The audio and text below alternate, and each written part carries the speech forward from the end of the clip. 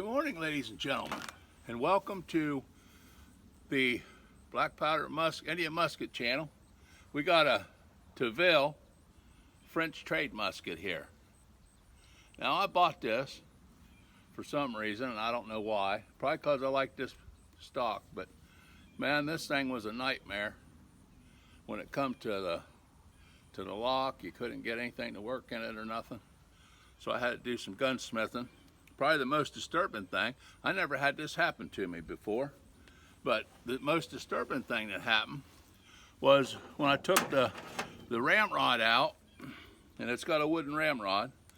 I pulled it out and I held it like this, and I thought, well, I wonder, I had to hold the end of it, the very tip, and the weight of it, and it popped right in two.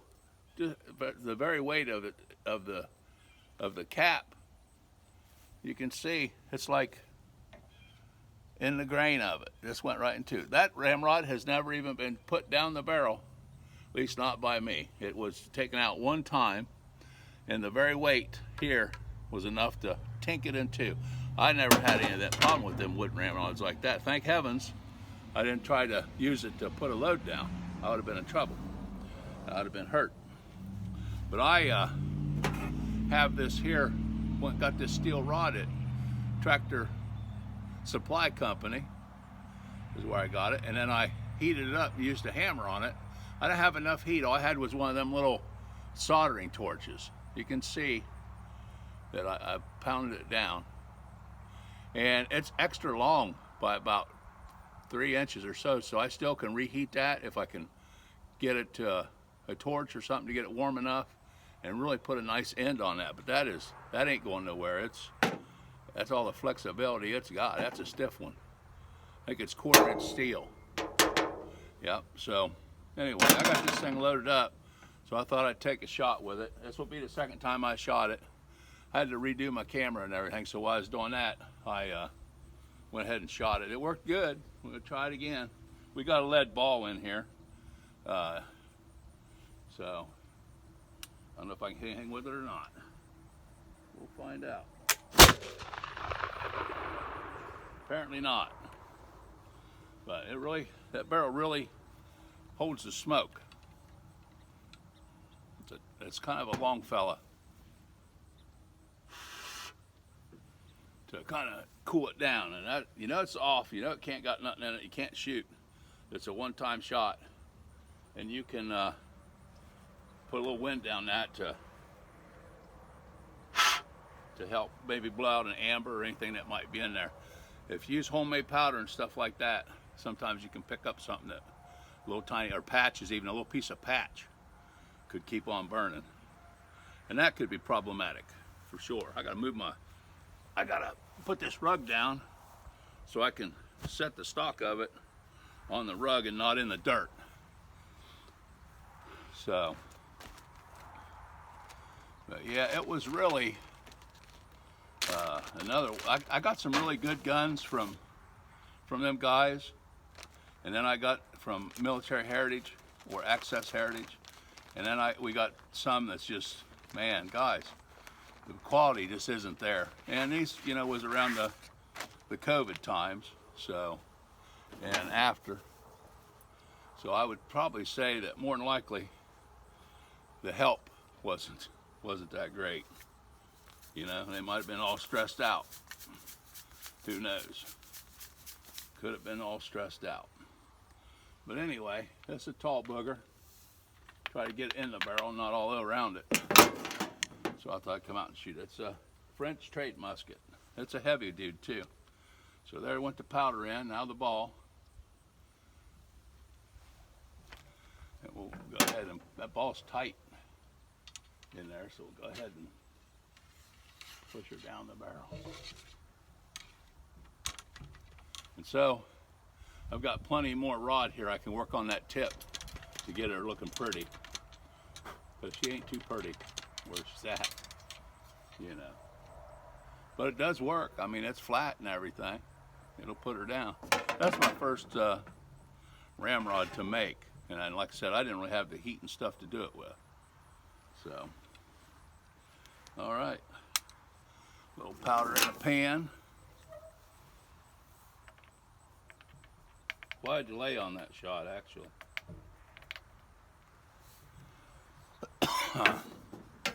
But might want to play lock tuner, huh? That might be a good idea. So we'll go ahead and give her another shot here. That's pretty fun. She's heavy. But it's going off, but it certainly has got a delay.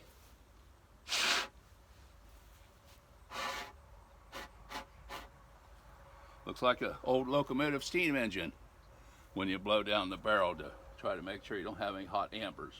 A lot of times in between shots you can let it set and it'll cool itself off. You don't have to do that. It's not something I call a good safety practice to do that, but it does let you know that the touch hole's clear, and it does let you know that you should have blowed out anything in there that was burning. So that's always good news. But anyway, we'll load her up again, take another shot. Pretty fun. I ain't been doing anything. I ain't made no videos for a while. We've shot musket a couple times or three, but we ain't been filming it. We should film it, but we ain't been doing it. Been pretty busy, just living life, I guess. I've been studying the Bible a lot, and that takes up just about all my time. There's some good old Bible studying. So I do that a lot, and that's pretty fun. But yes, sir. I got these old biscuits here for wadding, and they're pretty dry and flaky. That's for sure. Dry and flaky. I hope I can concentrate on what I'm doing. I don't screw up.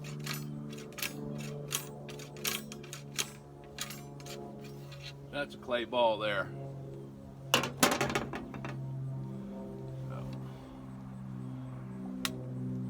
It's got a bad delay in it, that's for sure.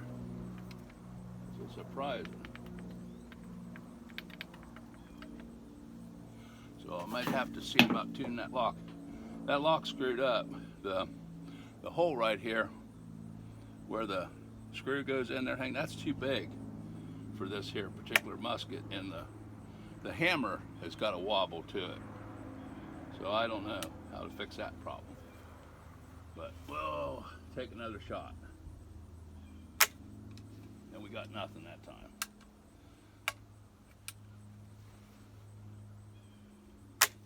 Nothing that time. Well, maybe our flint has seen better days, huh? I didn't even bring a rag out or nothing to wipe it with. Which is, I always forget something. Always forgetting something. So we'll try it here. Man and handling this thing, where's you out? Well,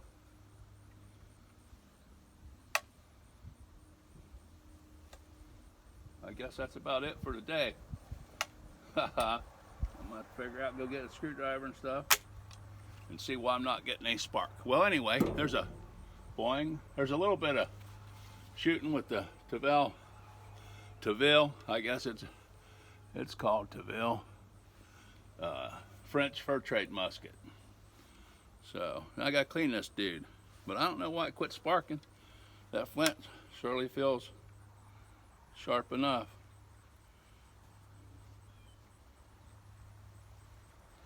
I mean, I don't think it's off the track. Try one more time and see what happens. Nothing. Yeah. Anyway, it is what it is. So, yep, buy me one of those. You might get a good one, and you might get a bad one. That's a chance you take. All right, guys. Hope you had a great time. Spend a little time with me playing with the old French trade musket. And we'll see you soon, I hope. And Maybe I'll get some Bible stuff going here and do some of that. That's always fun.